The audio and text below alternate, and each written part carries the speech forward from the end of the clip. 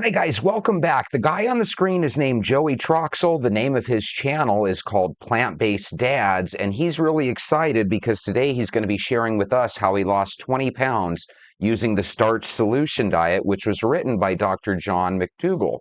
People on the Starch Solution swear that they're able to lose pounds relatively easy without having to restrict themselves. They're able to eat basically a ton of the foods that they love, and it's basically whole foods, plant-based. About 70% of the diet consists of starches like your potatoes, your legumes, and your grains. Another 30% consists of vegetables with a smaller percentage dedicated to fruits for, the sweet tooth in all of us. With that being said, let's hear a little bit about what Joey has to say about his weight loss. Coming up on today's episode, I've lost 20 pounds since last summer, and 10 of it was in the last 5 weeks with the Starch Solution. Stick around for the details. I'm going to tell you how I did it.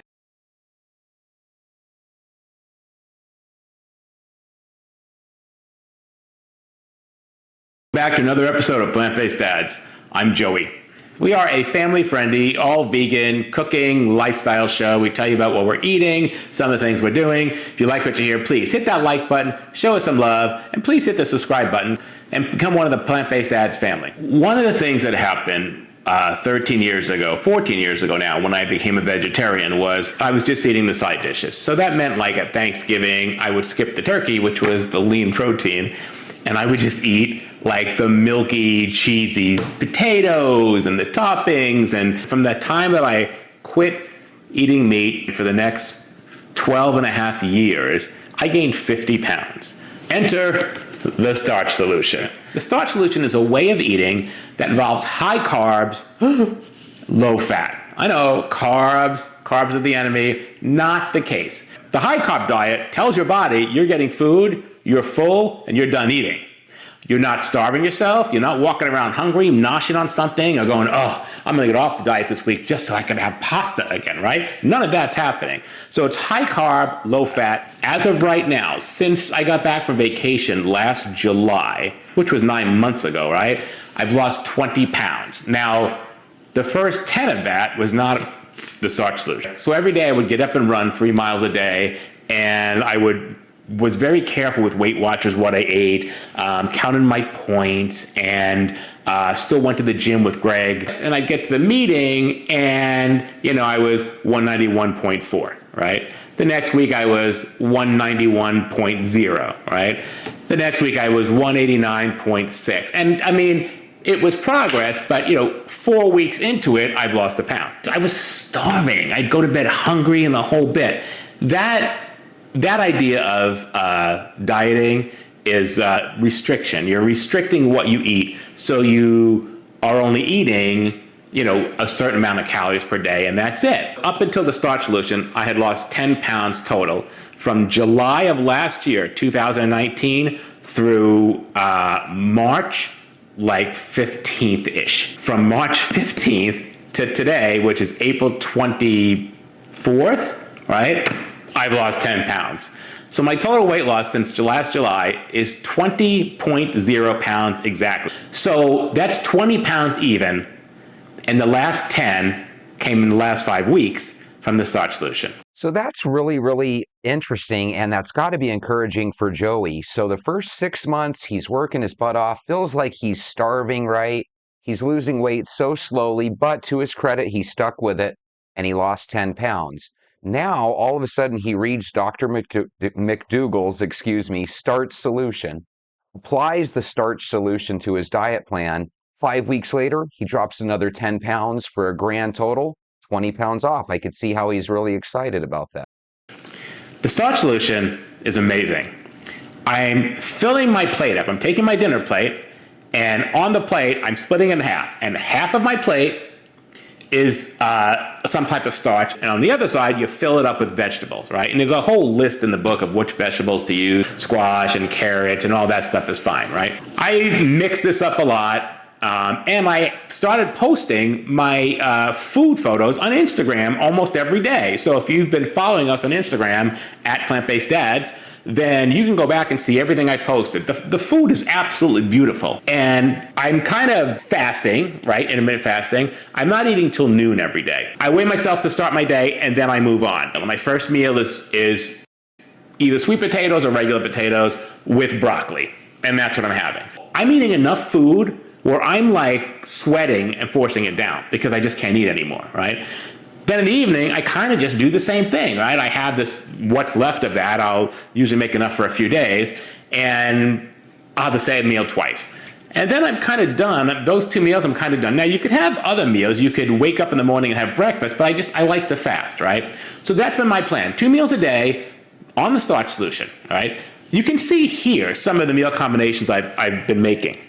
A lot of times I've got sweet potatoes and steamed broccoli. That's kind of my go-to meal. Sometimes I'll do sweet potatoes with oven roasted squash. A lot of times there's a barbecue sauce on it also. I'm using this one right here. White potatoes are one of my favorite meals. I've been using my Instapot refried beans recipe for this diet also, which is really good. One of the meals I like is the oil-free fried brown rice with veggies from the Starch Solution cookbook. I've been having Brussels sprouts with my yellow potatoes. Sorry to interrupt, but my goodness, for vegetarian or vegetable-based meals, these look delicious, don't they? Also, I've been doing this 7:30 club with a couple of the venters that watch the show regularly. And what we basically do is from 7:30 on, we've been kind of cutting out the late night snack. So in a weird way, we've been kind of doing the intermittent fasting thing from the standpoint of we're not eating from 7:30 till I assume most of us are eating 7:30 or 8 in the morning. But some of us, like myself, are even able to get it a little bit closer to 10, 11, or sometimes noon. I don't really look at it as fasting because I'm just not hungry in many cases.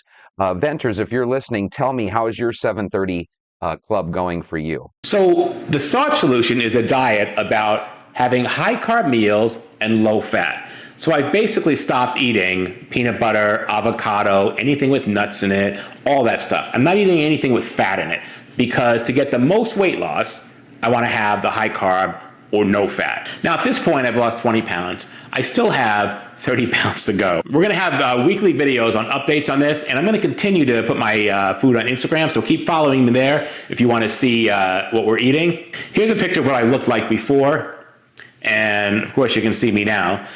To me, when I look in the mirror, there's not much of a difference. But as far as the scale's going, yeah, baby, it's working. All right, guys, that's our video for today. The Starch Solution. I'm loving it. There's a link below to this book on Amazon where you can buy it.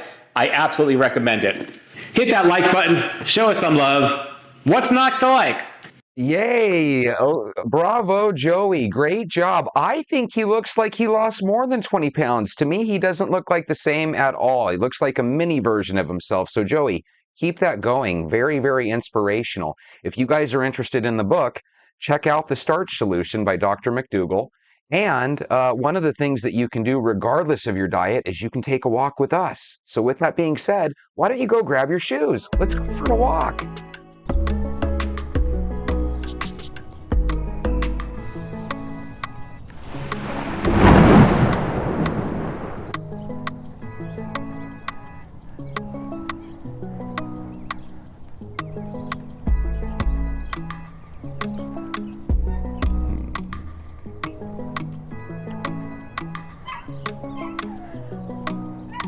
Well, good morning, Venters, TGIS. Thank God it's Saturday. It's Friday for me, and I gotta say this was the fastest week that I've experienced at work in a long, long time. I don't know what it was about this week, but before I knew it, it was over again. So, again, I'm thankful for last week's 3-day weekend. It created a situation where this week went incredibly fast for me. I got some news yesterday, guys, from work. My HR informed me that I absolutely have to take a vacation sometime here this last month of June. Otherwise, my vacation time will be eaten up and taken away. That seems kind of weird, doesn't it? So shouldn't things like vacation time just naturally kind of roll over without fear of losing it? I remember when I was in high school, we had a history teacher, Mr. Barstead, and Mr. Barstead had bragged about how he was going to be able to retire a complete 1.5 to 2 years early because he had saved like 2 years worth of vacation time. Could you imagine working at a school and in a district for so long that you end up being able to retire 2 years early? I found that fascinating.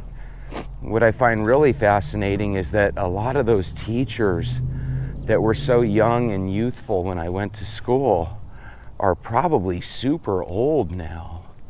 Because I remember Mr. Barstead looked like he was already pushing his late 50s, early 60s, and just to know that that was darn near 30 years ago means, God, do you guys ever think about that?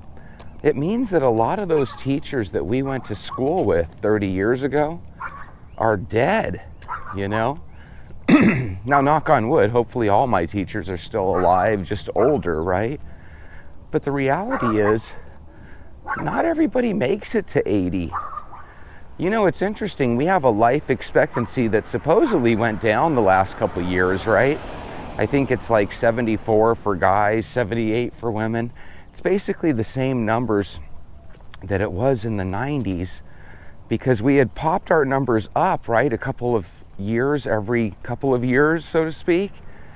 But then I believe because of the pandemic over the last handful of years, I believe I heard somewhere that our life expectancy rate had gone down. Did you guys hear that same thing? And if that's true, and the average person in America that's, let's say, a male does live to their mid-70s and with a woman a couple years longer, that means that a lot of those youthful middle-aged teachers that we had 30 years ago probably are no longer with us. Life goes by so quick. And it's really weird how the days add up because they sneak up on you, no doubt about it. Now, I know people might say, Jesse, you're 47. You're still considered relatively young in the game, right? Which is true. But 40s are a weird age because if you take a look at your Facebook friends that are in their 40s, some of them have aged so well that they can still slide by for somebody in their 30s, right? But some of them, for whatever reason, genetics, maybe a tough life, but some of them have, complete gray or complete white hair. Some of them have balded that hair completely off, right? Some of them have health problems. And what I'm getting at is when you're in your mid-40s, you'll quickly notice by looking at your Facebook friends that a lot of them have aged okay, and then a lot of them haven't aged very well, at all. And that's what's interesting. So, it's funny though, like I said, I think back to all my teachers and I can no longer remember every teacher's name, which is interesting because I felt like I could 15 or 20 years ago. But then life intercedes and you have so many more things to think about with your brain than the name of your old junior high teachers and high school teachers and people you met in college and different things, right?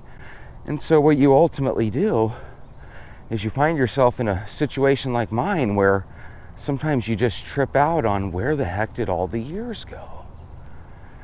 And when you consider how fast the last 10 or 15 years went, that means the next 10 or 15 are going to go even quicker. It really does. Guys, I have this vivid memory. Feels like yesterday. I'm walking in Target with my wife, my son, and my daughter. And it's Y2K. It's a couple days before Y2K was supposed to hit. And I don't know if you guys remember with Y2K, but a lot of us were like, holy moly, when we wake up tomorrow, are all of our computer products from our cars and everything, are they gonna work or are they gonna turn off and not work? And some people were worried that nuclear weapons would potentially go off. I mean, there was a lot of scary things that people were worried about, all because we didn't think that the computers would understand what the year 2000 meant. it was really odd. There was a lot of people that were, and a lot of companies, if you guys remember back then, that were trying to set up their IT teams so that, you know, they would be able to go through to the year 2000 without any hitches. And I don't know about you guys, but I was under the impression back then that half of the computers weren't going to work anymore, and the other half would have error sentences on their screens. But amazingly, nothing happened at all. I mean, literally, there were books that were being sold that year about how Y2K was going to be the end of it all. And it still happens to this day. If you guys remember a couple months back, or a couple days back, or weeks back, however you want to look at it, we thought that the solar eclipse was going to be some sort of apocalyptic event. And ooh, why is the government getting the military ready for the solar eclipse? And people make all these silly predictions, right? And then you find out, oh, nothing happened. It's almost like nothing ever happens, right? And I think that's a danger too, because if World War III ever happens, we're all going to be like, oh shit, I had no idea something like that was possible, you know? I trip out on how fast we all age. When you're in your 20s, you really get this feeling and vibe like life is going to be a nice long vacation, a nice long journey, right?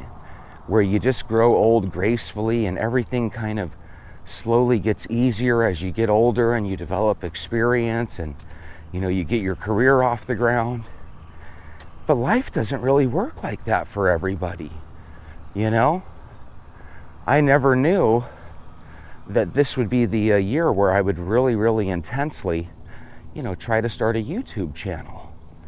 And by the way, I'm really glad that my subscribers joined me. You know what's interesting about our subscribing bunch, guys? We actually, and I can check this on my analytics, so I know this. We actually have a group of about 12 of us. We usually communicate and say hello to each other every day. But there's a group of about probably 12 to 20 of us that walk the whole walk, that listen to me for the whole show. And that what that means is that, yes, even though people tune in to the beginning part, many people don't necessarily stay for the walk, but you guys do. So it's really interesting. I feel like there's two shows. There's one at the beginning that people tune into to hear about the diet or the problems that people are having with side effects or whatever the situation is, right? And then the rest of us stay for the walk. So I want to thank my subscribers. You guys know who you are. I want to thank you guys for staying with me for this walk. What's interesting is that if life keeps going as quick as I think it's going to go, you and I might be walking with each other for the next decade, and it might feel like that, you know, might be that quick. So I'm really excited for it in one way, because I would love to instantly have 5 or 10 years of experience on YouTube, right? But at the same time, I don't know about you, but I want every single day to start slowing down and going slower. I don't really want to turn 50 anytime soon. I definitely don't want to turn 60 anytime soon. And the real scary thing about 60 is when you're 60 years old, you can't help but think, you know, that you're still kind of young and youthful, because a lot of 60-year-olds are. But you can't really say that about 70-year-olds.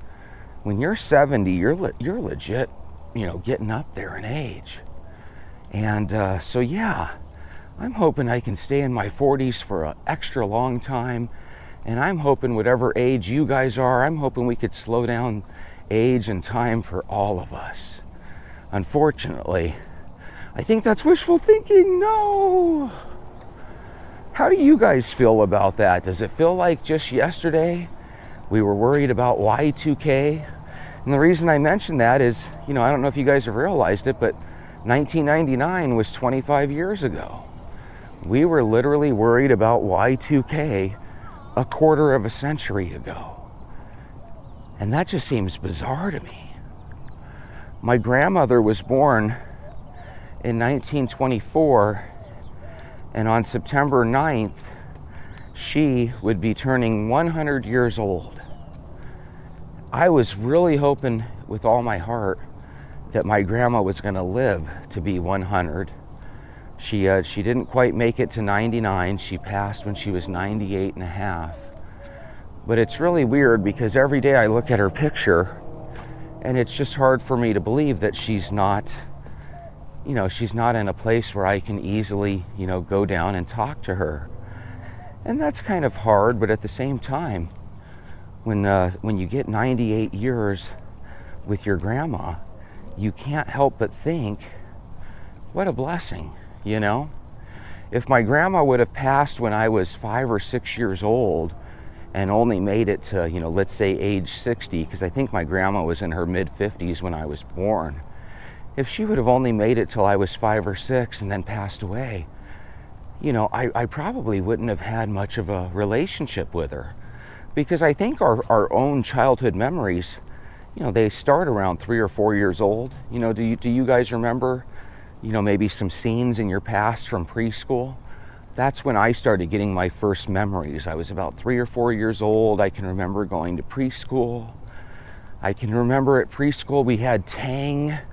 That was my one memory from preschool. We would have Tang, T-A-N-G, the astronaut orange juice stuff. And I just remember I loved Tang. If you love Tang, let me know down in the comments. God, I can't believe how fast this 90-day challenge has gone. We are on walk day 76, which means we literally have 2 weeks left.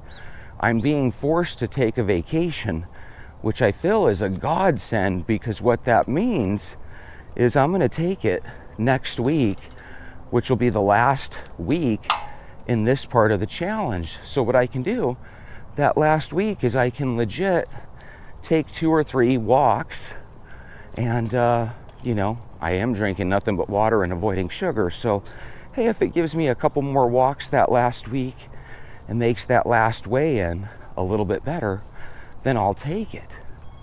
Some of you guys might be starting to weigh yourself now. Remember, just because I'm on day 90 doesn't mean that all of you are. I know a lot of you guys started when I was 2 or 3 weeks in. So make sure you give yourself the full 90 days. If you're giving yourself credit for 90 days because the show has reached its 90th day, but you've only really been walking for 60, don't cheat yourself. Give yourself that last month and see what can happen. If you're a little bit ahead of us and you're already at day 90, which I believe GL and Lily are getting to, then before you despair, if you haven't hit your major goals that you want yet, give yourself that little buffer from day 90 to day 100, because a lot of times that's when some magic can happen. Now, Lily, I know you've been walking for 90 days, but you also admitted to us that your no sugar just recently started about 2 or 3 weeks ago. So what I would do to be fair to yourself, now that you're not on the sugar, and I assume you're drinking a lot more water, what I would do if I were you, Lily, is give yourself the ability to, have a couple more weeks without the sugar, so you can kind of see how hopefully the weight starts coming off. There's another asterisk to everything that I've kind of been alluding to, but I haven't necessarily been able to put it into words. But as we age, I have all these videos that I watch constantly that are talking about how it's just really, really difficult to lose weight as we age. For men, some people might lose a little testosterone. For women, they might be menopausal or premenopausal. And these different changes in life with our hormones, they can make things a little bit more challenging.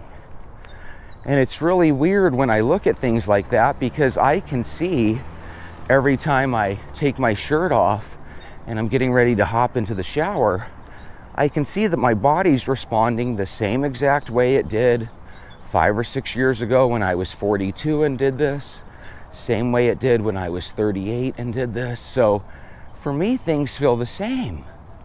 But that doesn't necessarily mean it'll be easy for you guys. And it's not easy for me. It feels more challenging to do this starting at 185. I've told you guys that before.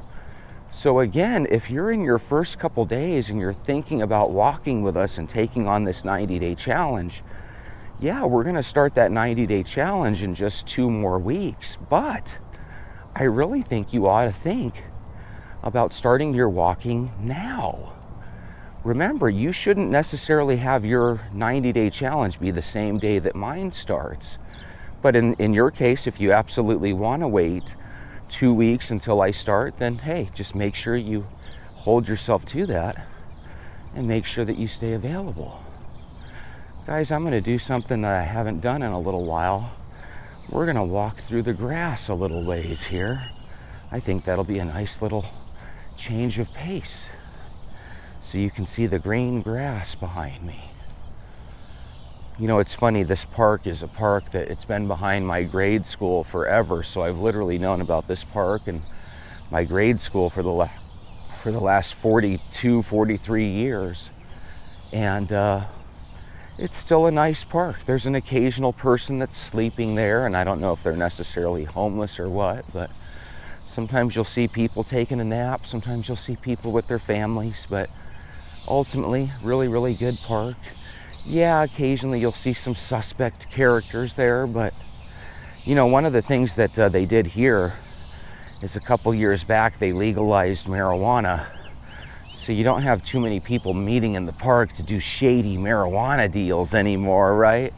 So I don't know what took them so long to legalize marijuana anyway. I don't think you ever meet somebody that's stoned and have to worry about them causing too much trouble. Usually the stoners and potheads of the world are pretty mellow and laid back. And if it's legal where you live and you love to toke up, enjoy. Make sure you don't let your stoned head make you want to crave munchies. And even if you are a stoner, you're probably over the munchies. I think the munchies is a phenomenon for people that are new stoners. I think if you've been smoking weed for 20 or 30 years of your life, the munchies probably don't affect you that much. But you want to know something? When you're overweight, you naturally have a craving for the munchies. The thing to remember is that based on the book, The Dorito Effect, you just got to remember that since the late 50s and early 60s, chemists, scientists, and marketing agencies within companies have gone out of their way to make food addictive. So you got to make sure that you don't fall trapped to that. God, I'm all over the place this morning. What's the point behind what I'm saying? The point behind what I'm saying is I want the people that are on the 90-day challenge with me to finish this 90 days strong. But I want people that are new, that haven't started walking yet, to know that, hey, no matter what, I want you guys to walk this next 90-day challenge. If you're going to do this 90-day challenge, if you're mentally preparing for it now, go ahead and take out a pen and paper, write down a food audit. Write down what you eat and what you snack on every single day for the next 2 weeks, so we have an idea. Hey, you know, Lucy eats 3 meals a day and she eats 3 or 4 snacks a day for a complete eating index of 7 different meals/snacks. And then what we want to do is we want Lucy to mark down, what are you drinking during these meals and snacks? Are you drinking coffee loaded with sugar in the morning? Are you drinking a couple sodas for lunch and for dinner? If so, write those down into your food audit because it's super important. If you're the type that is never going to take out paper and pen and write that down, that's okay too. All you have to do is have an idea of what you eat on the daily. Because believe it or not, most of us don't have that much variety in our food. We think we do, but the reality is, you know, most of us make spaghetti once every other week, right? Most of us have tacos once every other week. Most of us stop by and pick up a pizza once every week. And then what happens is slowly but surely, you start to have about 10, maybe 15 meals that you eat over the course of a 2-week period. And then you repeat that for the rest of the year, you know? So again, write down everything. And what we're gonna do in 2 weeks is we're gonna start walking. And by walking a half hour each day, it'll slowly eliminate some of those bad things from your food audit. For example, let's say at dinner, you like busting out a soda pop every single day for dinner. Well, if we can get you walking every single day, it'll eliminate the calories from that soda that you enjoy. And then if we can ultimately get you to ditch that soda for water, now we're saving 300 calories a day. We're saving the 150 from the soda that you're not drinking, and we're saving 150 from the walk that you'll be taking. If you take that 150 calorie busting walk each and every day, 7 days a week, well, do the math right there. You're literally eliminating over 1,000 calories from your system just by taking a walk. You're eliminating another 1,000 calories from your system just by ditching that evening soda. Well, Jesse, in addition to the evening soda, I usually have a little slice of cake or a little cupcake or a little ice cream. Well, if we can get rid of that as well, then just like that, that's creating another 1,000 or so calories over the course of a week that are easily eliminated. That's how I view weight loss. Where are we now? You see a lot of videos where people say, well, we want the average woman to have a base of 2,000 calorie intakes per day, right? And with men, we want it maybe closer to 2,700 to 3,000. And then what we need to do is get you into a caloric deficit. And before you know it, your eyes are spinning in your head because, it's just too much information. You don't really want to be there doing a diet anyway. And now, in addition to losing weight, just going through a diet feels like you have to go through a high school or college course. So my thinking is, let's make it simple. Mark down all the food that you're eating. Start taking some pictures of what you look like now.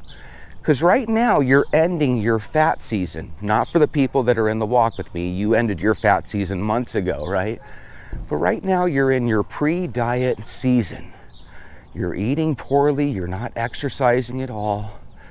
And what's going to happen is in 3 months, you're going to be a completely different version of you.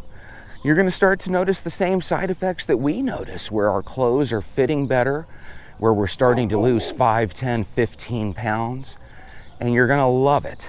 But what we want to do is we don't want to give you some number. Hey, eat 2,000 calories, count every calorie that you have, because what that's going to do is that's going to lead about half of you to quit right on day one.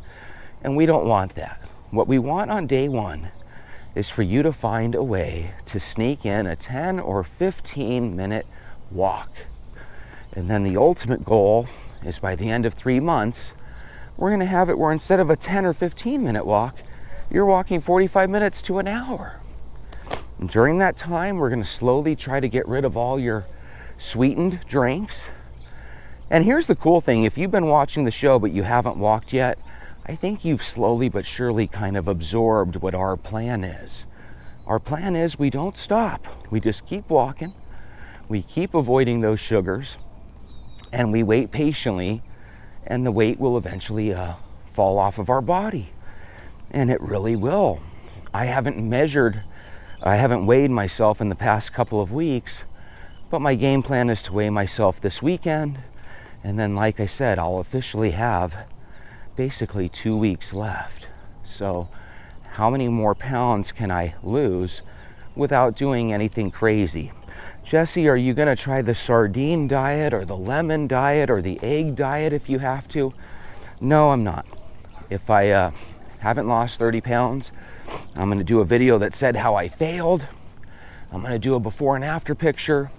And then from day 90 to day 100, I'm hoping that I lose another 5-6 pounds. And I'm hoping that it's what comes across as a fail is just a little delay. And that's what I want you guys to know. Our goal was to lose 30 pounds in 90 days. If it doesn't exactly happen, it doesn't mean that we quit and just start eating bonbons and chocolate milk and, gain that weight we lost back. It just means we put our shoes on, we keep walking, and in a couple of weeks, we'll be there. That's what's so neat. And for you people that haven't started walking yet, it only takes 60 to 90 days. Your body will start tipping the scale in the direction you want it to go. You'll start losing weight, and we'll do it together. For those of you that have done the first 90-day challenge with me and are going to be doing the second challenge with me, let me tell you what I think is going to happen, because I'm not 100% sure. I think what will happen is, in my case, I'll keep shrinking, and then I'll probably have to add banana smoothies back into my diet to hopefully gain a couple of pounds, right?